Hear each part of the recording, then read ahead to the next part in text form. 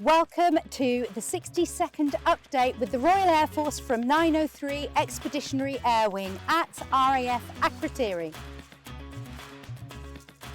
F-35 Lightnings from 617 Squadron RAF Marham landed on the aircraft carrier HMS Prince of Wales before taking part in NATO Exercise Steadfast Defender 24. Steadfast Defender is the largest military exercise in Europe since the Cold War, with approximately 90,000 service people participating from all NATO allies. The exercise will test and refine NATO's plans for defending Europe. The RAF completed exercise Spears of Victory training alongside detachments from France, Greece, Qatar, the UAE and the US. Working with our allies on exercise strengthens our ability to deliver global security and offers our people opportunity to see the world.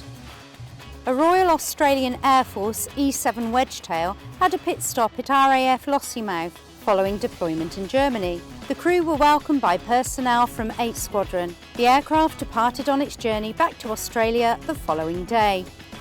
RAF Cosford supported the Birmingham International Tattoo by parading the King's Colour of No. 1 School of Technical Training and took part in a competition of field gun racing.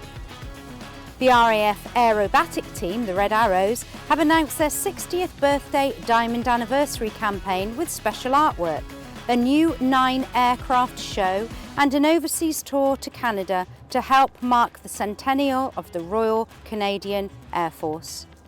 That's everything for this week. Thank you for watching and we'll see you next time.